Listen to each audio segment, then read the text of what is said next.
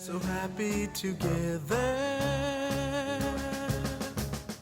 Un plat simple et familial. Des boulettes de pommes de terre farcies. Alors vous allez voir, on va commencer par la farce. Alors, on a de la farce de porc hachée fine. Ok. Ok. On va mettre un petit peu de sel. On va mettre un joli tour de poivre du moulin. Donc c'est important, l'assaisonnement. Ouais. Tu vas me hacher l'oignon. Alors nous, on a une petite râpe, mais vous pouvez bien sûr le faire à la main. Hein. Voilà. Tu n'auras pas les doigts. Hein. Et maintenant, dans la farce, pour apporter du liant, tu vas mettre un œuf et un petit peu de chapelure de pain. Donc, Voilà, un œuf. Ah, et maintenant, tu vas rajouter la chapelure de pain. Voilà. Voilà. Alors là, j'ai fait un mélange, tu vois, de coriandre et de persil plat. Je le hache un petit peu grossièrement, puis on va en mettre pas mal. Hein. Je trouve que ça va vraiment apporter du goût à la recette. Tac, tac, tac. Des belles couleurs. Voilà. Et tu me mélanges tout ça pour faire un mélange bien homogène. Alors là, le mélange est bien homogène. Et là, on s'est lavé les mains. On va faire des petites boulettes avec les mains. Regarde, tu fais ça. C'est là que les enfants vont être contents. Grosseur à peu près d'une noix. D'une noix. Voilà. Tu les façonnes. Voilà. Et tu les mets ici. Ce qui est important, c'est que les boulettes soient assez régulières. D'accord. Pour qu'au final, tu vois. On a une cuisson homogène. Voilà. Nos boulettes sont prêtes. On va s'attaquer maintenant à la purée. Mais pas n'importe quelle purée, une purée à la mayonnaise. Alors, on va commencer la purée. On a des pommes de terre qui sont cuites, des pommes de terre à chair farineuse, qui sont cuites avec la peau, qu'on a épluchées, qui sont encore chaudes. Hein. Ce qui est important quand vous faites une purée, c'est d'avoir encore les pommes de terre chaudes.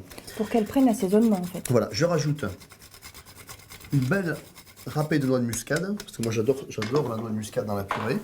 Je rajoute une belle pincée de sel, et le corps gras dans la recette, ça va être... la mayonnaise. Alors tu vas rajouter à peu près l'équivalent de 2 ou 3 belles cuillères à soupe de mayonnaise. Et là tu prends le fameux presse-purée de ma grand-mère et tu vas écraser ça. Là on voit qu'en même temps qu'on écrase, eh ben on mélange le tout. Voilà. Et en fait la mayonnaise, tu vois, elle vient lier, elle vient faire une... Apporter l'onctuosité. Du coup, on va pas avoir besoin... Elle assaisonne aussi, hein, parce qu'on va voir aussi ce goût d'œuf, tu vois, qui va donner vraiment un petit goût particulier à la recette. Alors maintenant, on va façonner les boulettes, c'est le côté le plus agréable de la recette. On a trois assiettes, farine, de l'œuf que tu vas battre en omelette. Tout de suite, chef. Voilà. Je mets un tout petit peu de sel, tu vois.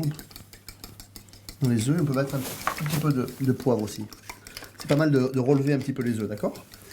Et puis, on a de la chapelure de pain toute simple, d'accord? J'ai des mains bien propres. Je prends l'équivalent